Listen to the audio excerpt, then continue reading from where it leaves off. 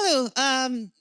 My first tech conference, the talk in front of people from the tech world. So since yesterday, I had two major imposter moments. One was when I was looking at my slides because I was going to present, and I had this desperate urge to fit in, to be part of this community. So what I did, I changed the title of my slides, trying to fit in, nothing else. A bit of cringe moment in the morning when I realized what I did. But in the morning, I had another moment when I actually thought, who am I to stand in front of this community and talk about something? These people who are established in their field, achieved so much, have done so much. They're great. Who am I to stand in front of them?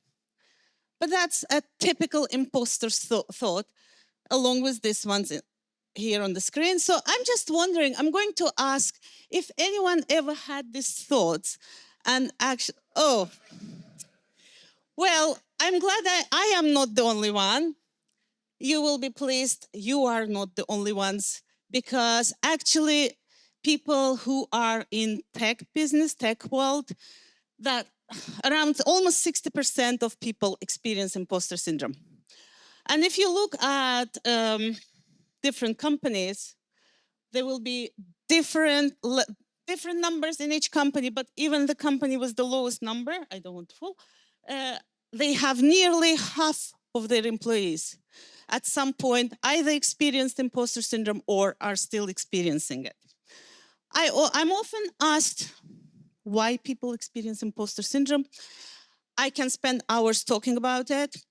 I will, since I am safety and inclusion person here at this conference, I'm going to approach it from the diversity and inclusion angle, but it can be also childhood problems. It can be in that industry you work in. There are some industries where, like in arts, the success depends on how criticism works, etc. So, but from the diversity and inclusion point of view, we all want to fit in, like I wanted last night. And because when we have people who talk like us, who look like us, whether we realize it or not, we feel more confident.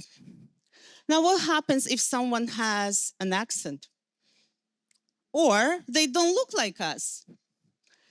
There are lots of industries, organizations, companies where we have limited presentations of people from different groups. And that includes gender, that includes ability, like imposter syndrome among disabled people is huge.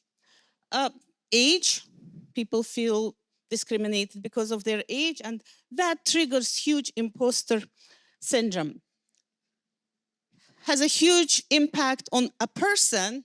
Mostly mental health, they quit their jobs, they settle for something less, they know they deserve better. Well, they don't believe they deserve better, but they know better, but they will never put their hands up and speak up at meetings because they always have this fear they'll be exposed as fraud, people will point fingers at them, and they will be asked to leave.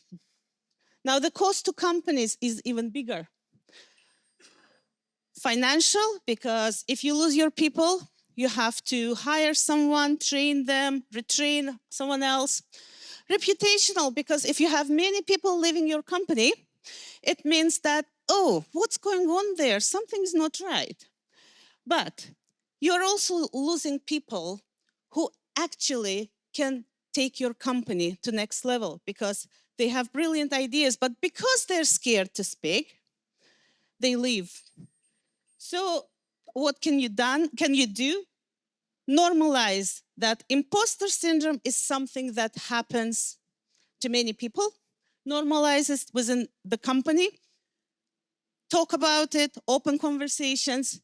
And if you need someone to facilitate those conversations, invite me.